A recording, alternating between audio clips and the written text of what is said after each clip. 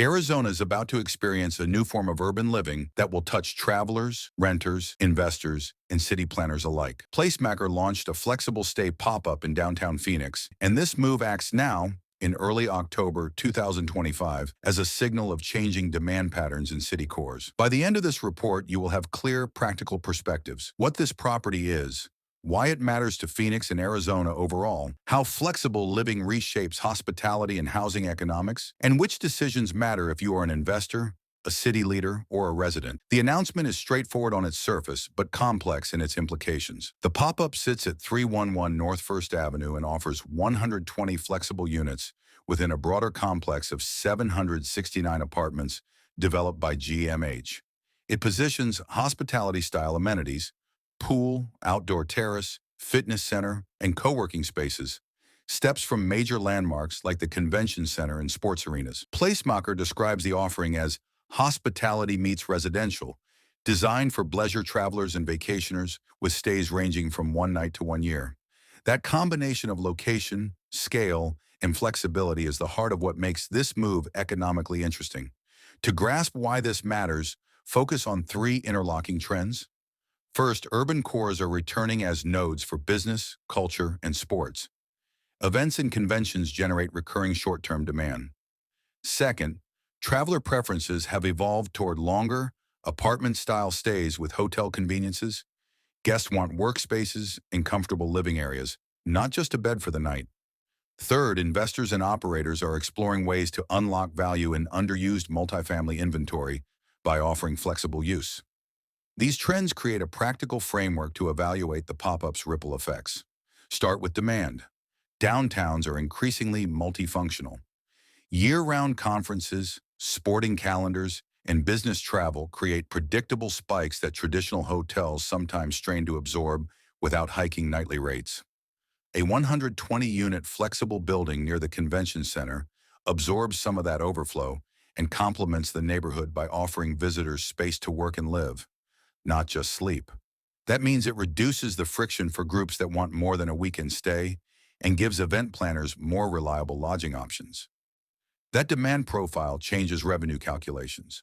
Hotels maximize nightly rates during peaks and accept lower rates during off-peak.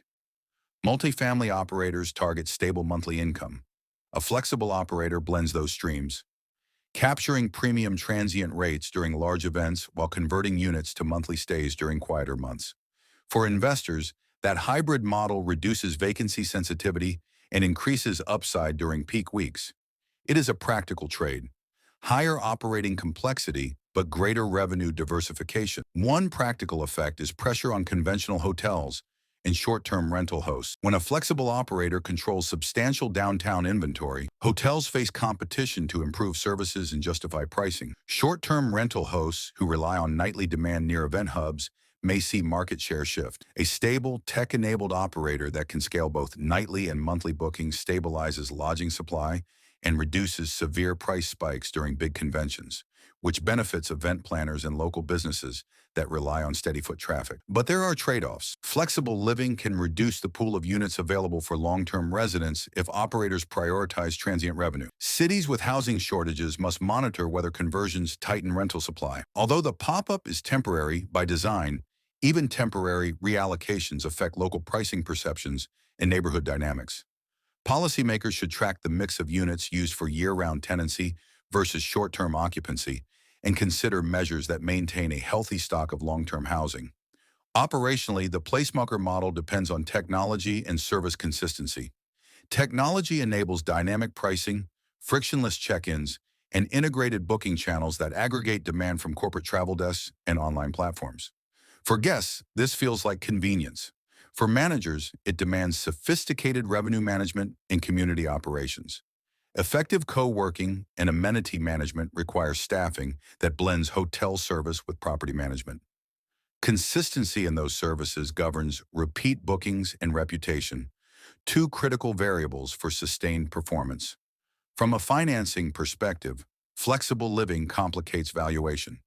Lenders and investors must reconcile hotel-style revenue volatility with multifamily capital structures designed for predictable cash flow. Underwriters will require proof, occupancy histories, event calendars, corporate lease pipelines, and conservative assumptions for peak week capture. The presence of an experienced developer like GMH and an operating partner such as Placemakr reduces execution risk, but credible underwriting still needs disciplined scenario analysis. Proximity to the convention center and arenas is strategic. Events drive concentrated demand, so the pop-up captures peak flows efficiently. If Phoenix secures more conferences or major tournaments, that lifts occupancy and revenue potential. If event schedules shift regionally, operators must recalibrate.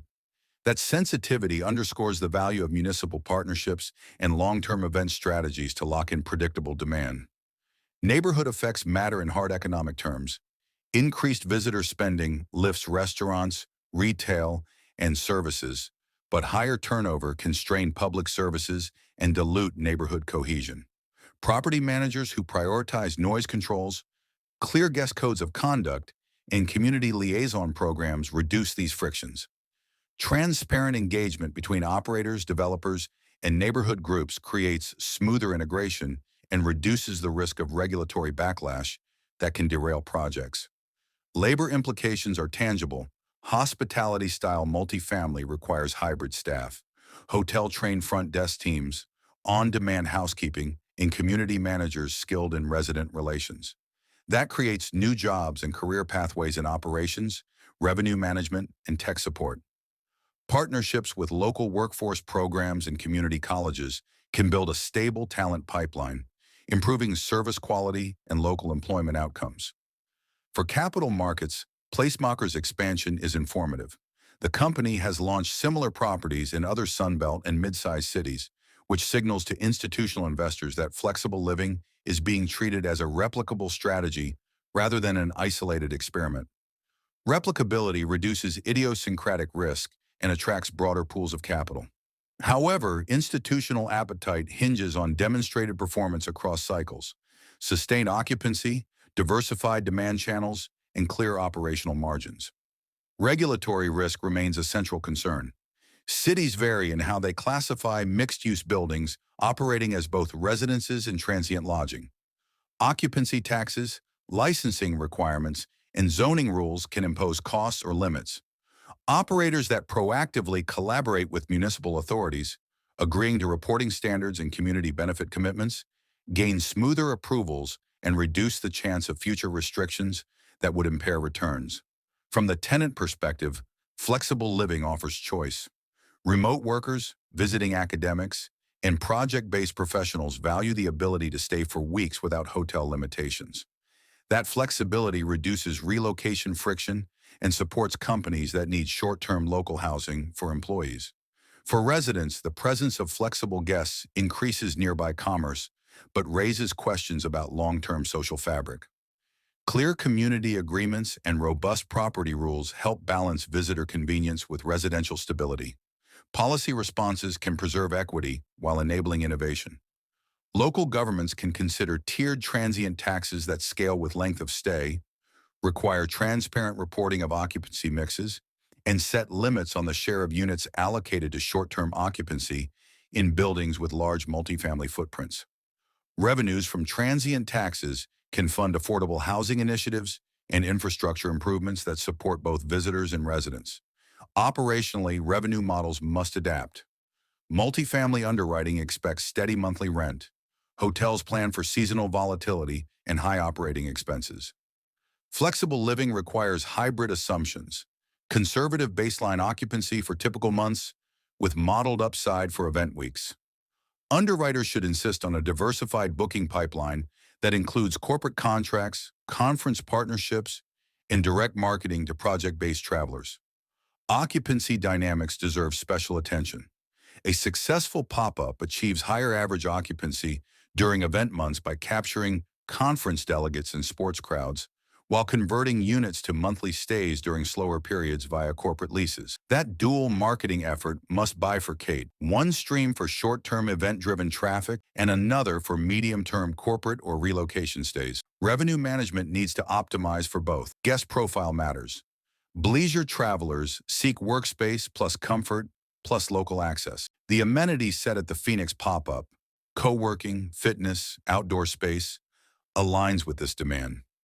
Sustained success depends on delivery, enterprise-grade internet, reliable housekeeping, and seamless booking for extended stays. Failures in these areas reduce repeat bookings and network referrals immediately. Community integration is not cosmetic. It has economic consequences. Stable long-term occupancy supports schools and local services. High short-term flux increases spending but constrains services. Coexistence requires design choices and rules that reduce friction, 24/7 property management, clear guest codes of conduct, noise protocols, and neighborhood liaisons. Transportation and parking must be managed. Flexible pop-ups near convention centers benefit when walkability and transit access are strong.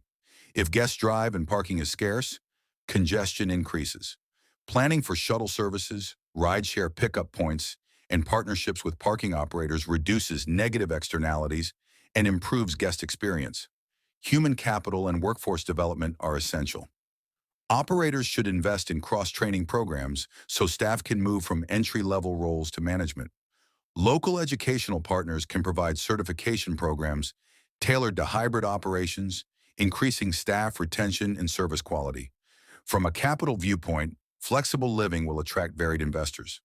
Opportunistic equity chases upside, while pension funds seek demonstrated stability across cycles. Early adopters who show disciplined operations and clear performance data help unlock institutional capital.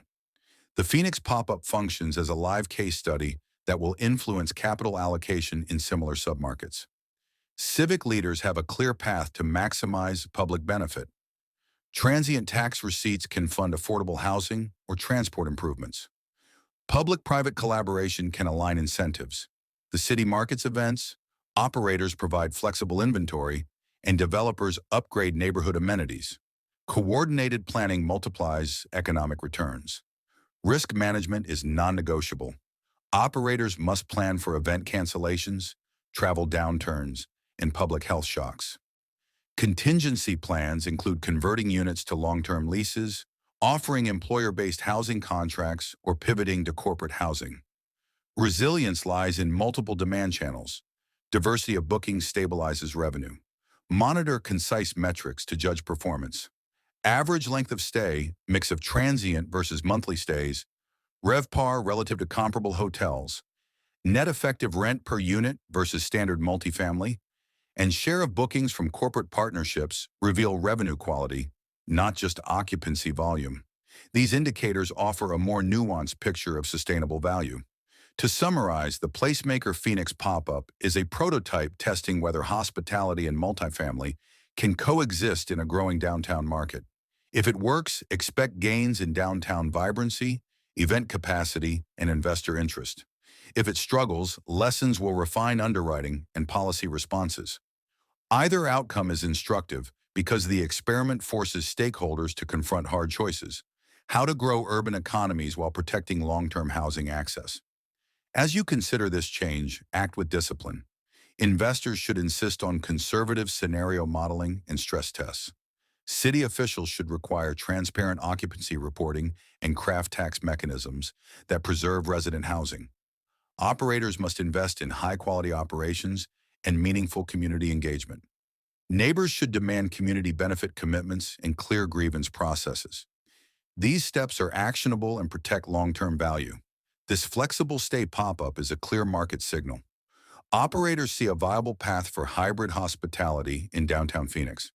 The ultimate outcome will depend on execution, regulation, and community response. Watch occupancy trends, tax revenues, and community feedback to judge early success next quarter.